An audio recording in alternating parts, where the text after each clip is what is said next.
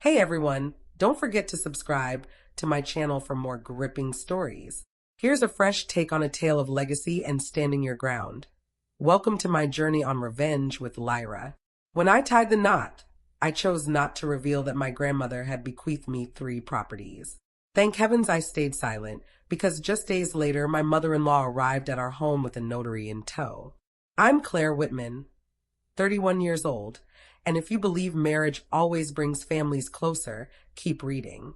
When my grandmother passed, she entrusted me with her life savings, 2 charming beach cottages and a cozy suburban house she called the Willow Home. Her one condition: never let greed take root in your home.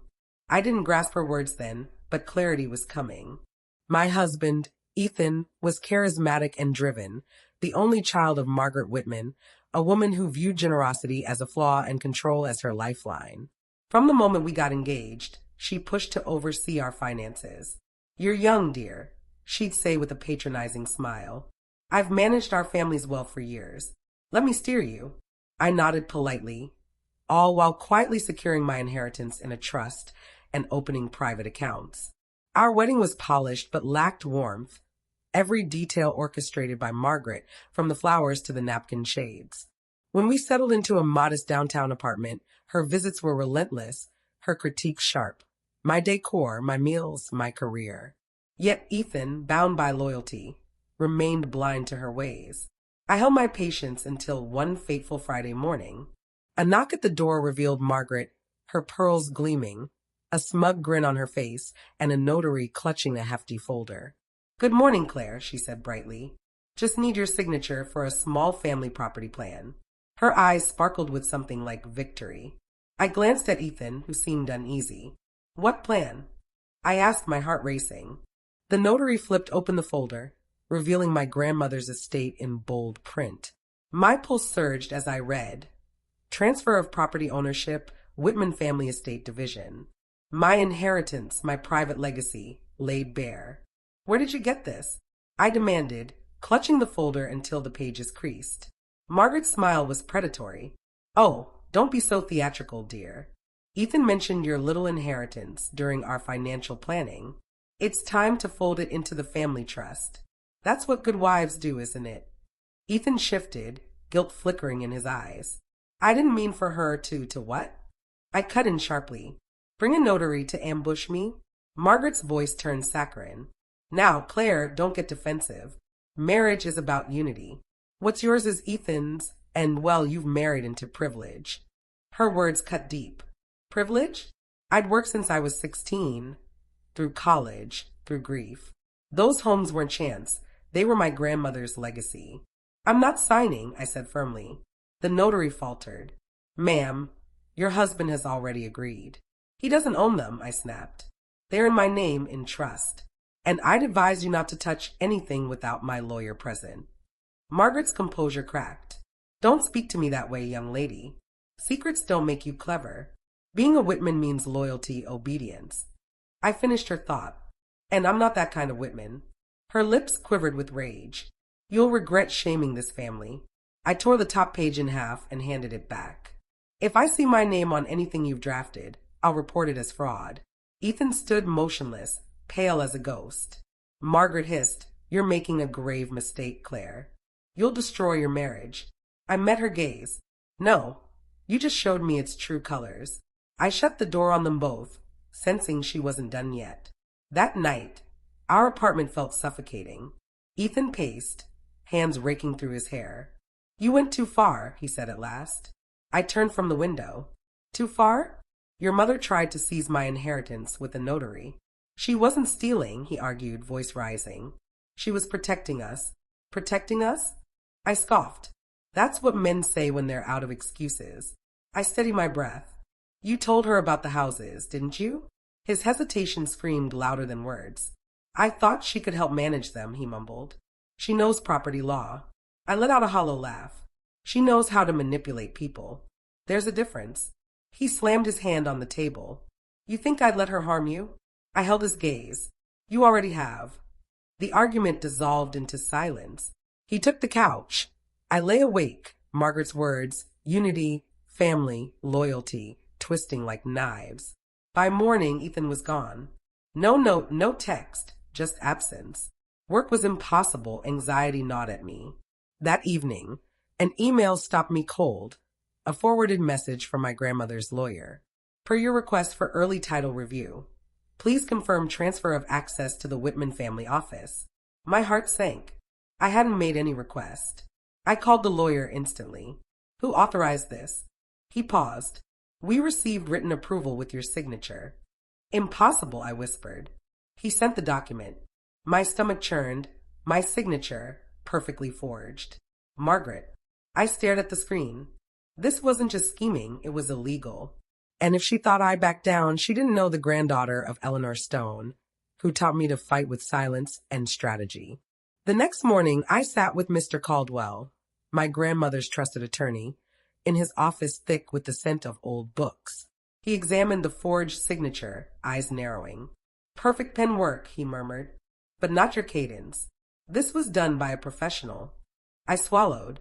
Can she get away with it? He met my eyes. Not if you move quickly. We'll secure your assets, start a fraud investigation, and halt any pending requests. But stay composed. People like Margaret feed on chaos. I nodded, my coffee mug trembling in my hands. That evening, Ethan was waiting in the hallway, exhaustion etched into his face. Claire, we need to talk, he said. About your mother forging my signature? I asked softly. He flinched. She said it was just paperwork, that you'd agreed. She lied, Ethan. Again. And you trusted her. Again. He sighed. You don't get her.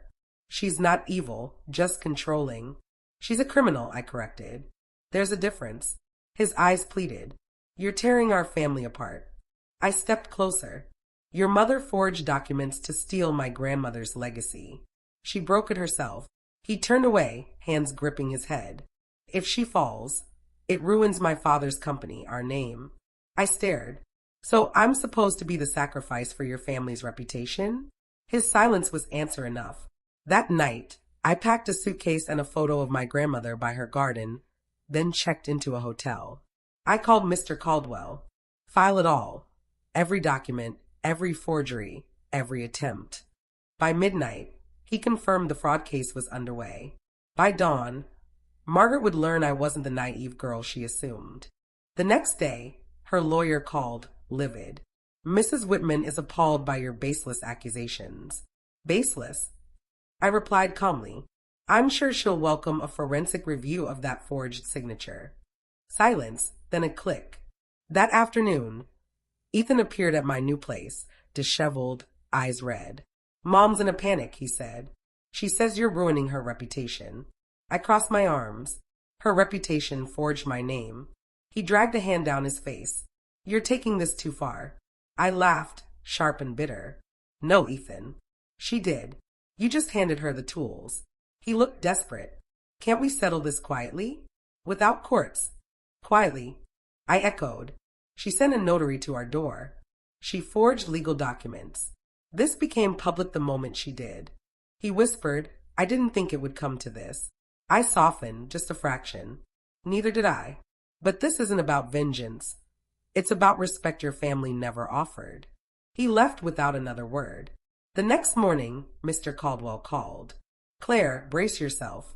Margaret's assets are frozen pending review. The forgery's digital trail leads to her assistant's device. I sank into a chair, processing. So it's real. Yes, he said. The DA will likely press charges. I gazed out at the city, alive yet indifferent. For the first time in months, I felt grounded.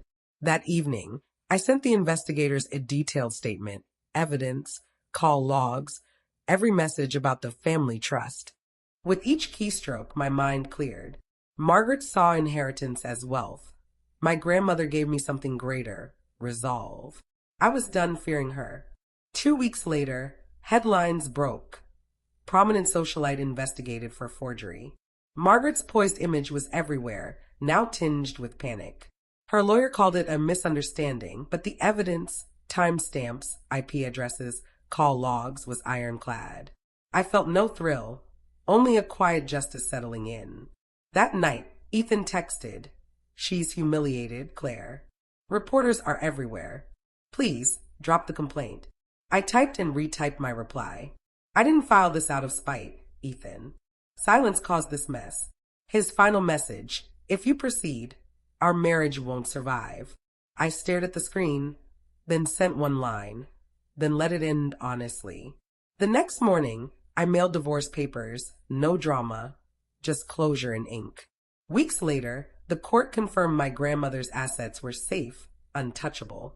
Relief came, but so did grief, not for Ethan, but for the family I'd hoped to build. Margaret called once from an unfamiliar number. Her voice cracked. You've ruined everything, Claire. I breathed slowly. No, Margaret. I protected what's mine. She gave a frail laugh. You're just like your grandmother. Stubborn, self-righteous. I smiled faintly. I'll take that as praise. I hung up before she could respond. Outside, the wind whispered through the trees, echoing my grandmother's garden, where she'd said, guard your peace like it's land. I finally understood. Peace isn't inherited. It's fought for, sometimes quietly, sometimes fiercely. Mine felt unshakable. Months passed like waves on a shore. The lawsuit faded into whispers in the Whitman's world, gossip, pity, a reputation unraveling. I moved into one of my grandmother's beach cottages, where mornings carried the scent of salt and memory. Every corner reminded me why she chose me, not for riches, but for wisdom. One day, as I tended her rose bushes, a car crunched onto the gravel. Ethan stepped out, older, frielier, uncertain. Claire, he said softly. I didn't move. You shouldn't be here. I know, he said, stepping closer. I just had to see you. Everything's fallen apart. Mom's facing charges, Dad's pulled away, and he exhaled. I lost it all. I looked at him. No, Ethan. You lost the illusion of control. He gave a broken smile. You were always stronger than I realized. I set down the watering can. You didn't need to realize it. You just needed to respect it. He nodded, eyes shining. I didn't know how. Now you do, I said quietly. We stood, a fence between us, my grandmother's, built to shield her roses from the wind. I saw its purpose now. Not every boundary is a wall. Some are safeguards. I'm sorry, Claire, he whispered. For everything. I met his eyes. I believe you. But that doesn't mean I'll let you back in. He nodded, then left. As his car faded, I turned to the sea. The sky glowing gold, waves moving like forgiveness in rhythm.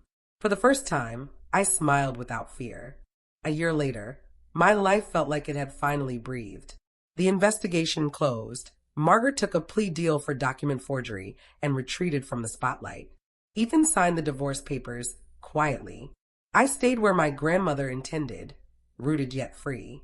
Mornings in the seaside cottage brought coffee and sunlight on tiles she'd laid herself. I kept it simple. White curtains, sea glass bowls, lavender, and salt. Peace didn't need grandeur, it needed truth. When the final court documents arrived, I tucked them into the oak chest where my grandmother stored her deeds. One legacy sealed, another honored. That night, with her photo in my lap, I whispered, you were right. Greed doesn't knock, it storms in, dressed in pearls. The ocean breeze carried a chill, and I imagined her voice, steady, amused. And you showed at the door. I laughed through tears. I did. A week later, I turned one beach house into a scholarship home for women studying business law, those determined to build and protect their futures. It wasn't just giving back, it was completing the circle. During renovations, the project manager found a small box under a floorboard. Inside, a note in my grandmother's hand. When wolves come dressed as family, know they fear fire, not kindness. I held it close, tears falling softly. She'd foreseen my battle and armed me for it. As the sun dipped, I stood on the porch, the tide rising endlessly, washing away old chains. Family wasn't the one I'd married into. It was the one that taught me to stand alone.